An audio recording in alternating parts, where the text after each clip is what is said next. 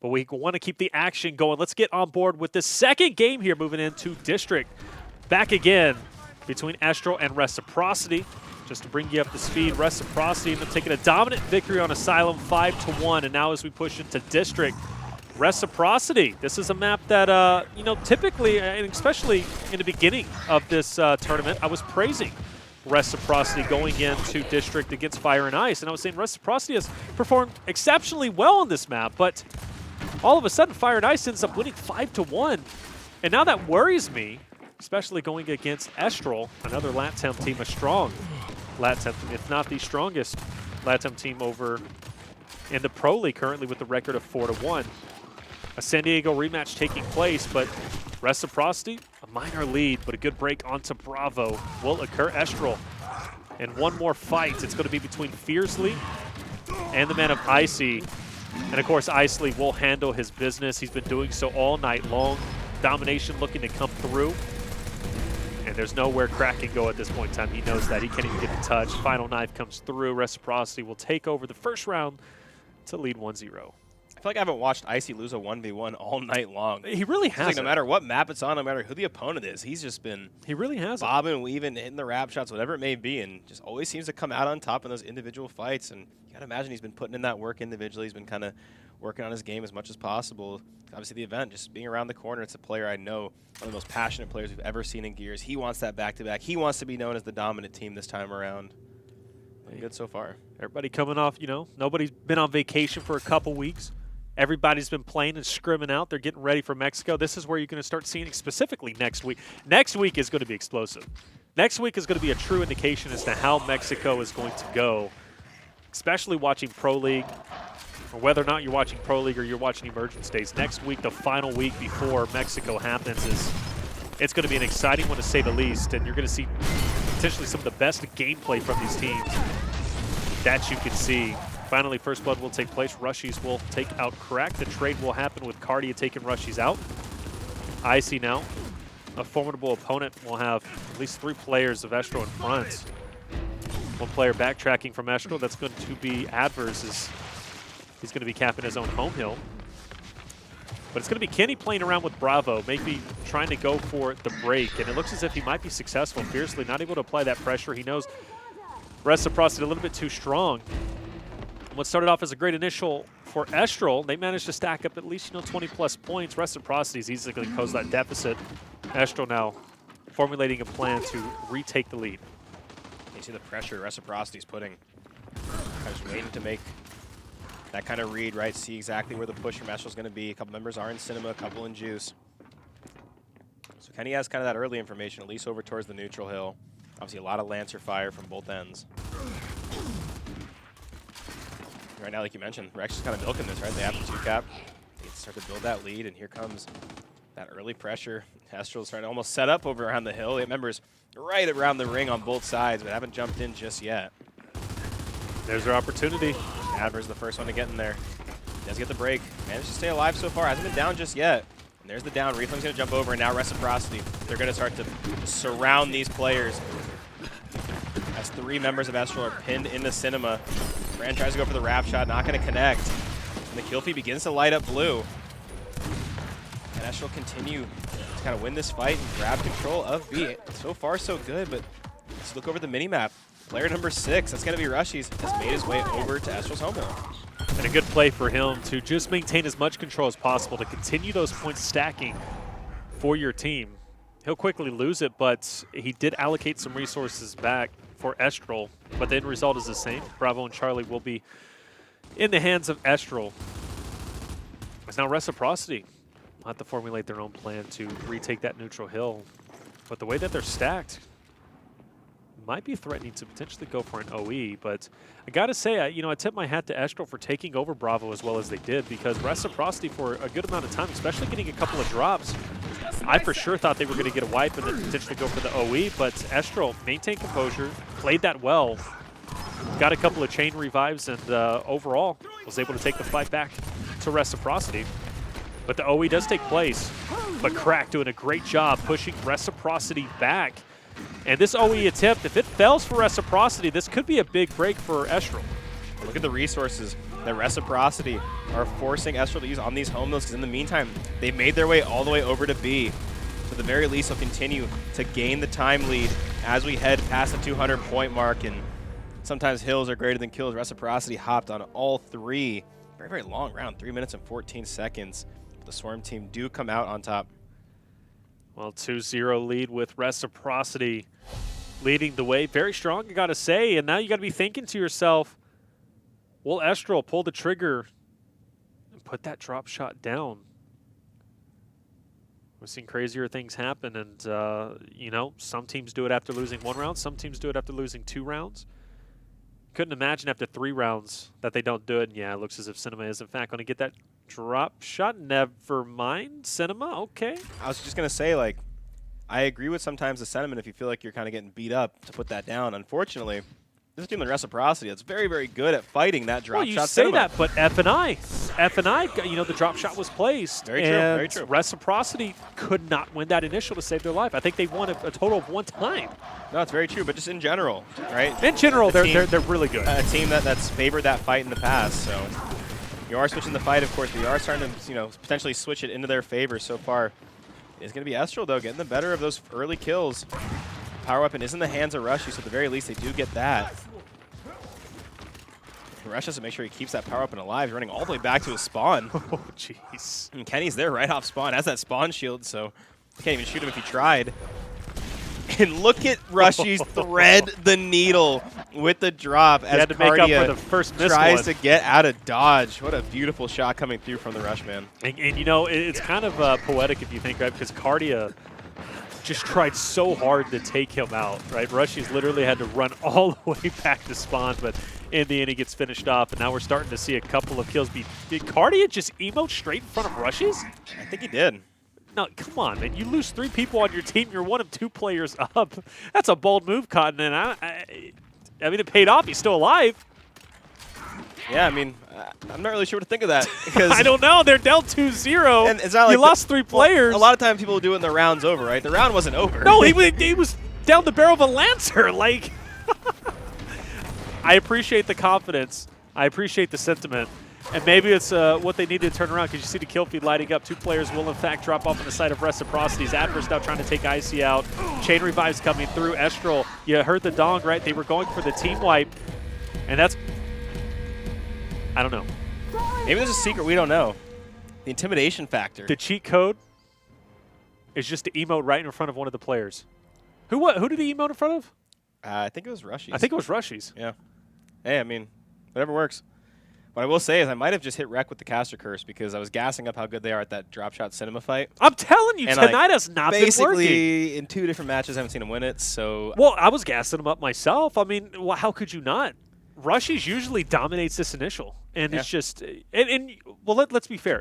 Reciprocity walked away with that drop shot. For all intents and purposes, they won that drop shot fight. But they won the drop shot fight against F&I too, but they didn't win the round.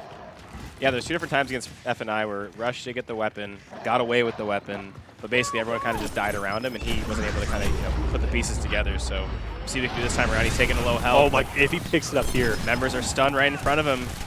Icy's there, and Icy continues to be a force for this team. Fiercely, the last remaining member. That's looking like the Reciprocity we're used to seeing on this fight. And as Fiercely drops, can anyone spawn back in and be in position? It looks like Adverse and Reflame will choose to go back in. They notice that Reciprocity does not have control of A or C. So now Icy's going to have a mob of COG players in front of him. Oh, no. The stun doesn't connect. Unfortunately, neither does Icy's shotgun. And Estral live to fight another day. They've obviously lost the B hill. They've lost the time lead, but they're still in this. Yeah, like you said, that's the Reciprocity we know. Coming out strong, taking out 5 players from Estral. Short respawns is the only thing that saved them in the end. Now, Franchise forced to back up onto Rushies. And so be able to at least lay down some Lancer Fire. Rushies will take the overall forward position to kind of slay out a couple of the players from Estral. But regardless, though, Estral needs to answer back here, because Reciprocity is starting to stack up a nice size lead.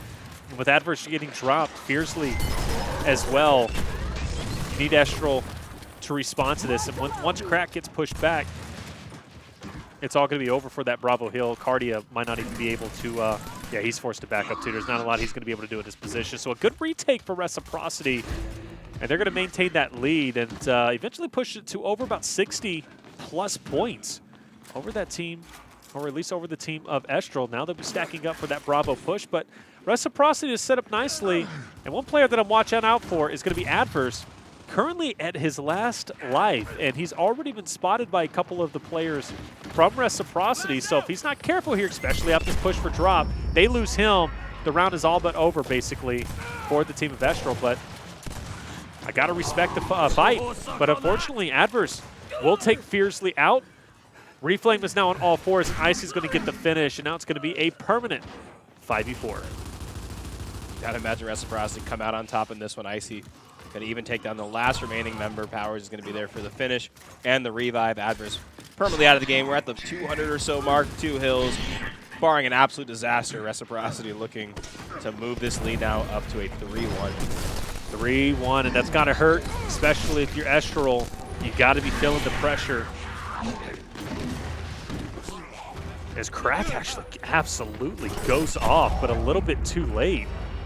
Reciprocity still in control of A and B. If Crack would have done it a little bit earlier, who knows? Reciprocity might have been in trouble. The end result is going to be 3-1. The neutral hill will, in fact, flip over to the other side of the map, but that battle for the drop shot still going to take precedence. We got to see who's going to be able to win that. Reciprocity did a phenomenal job winning that initial before, but we've also seen Estral pull out and do a great job mid-round despite losing the initial. We'll see if they'll be able to continue that success. But if Reciprocity wins one more up 4-1, it's going to be tough for Estral to say the least.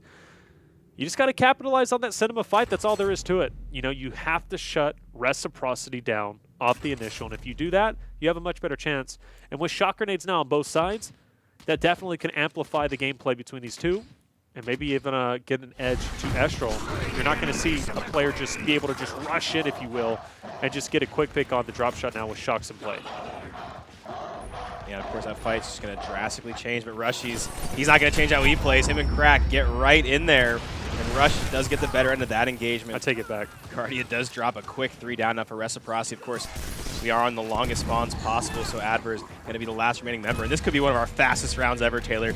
I got the stopwatch out.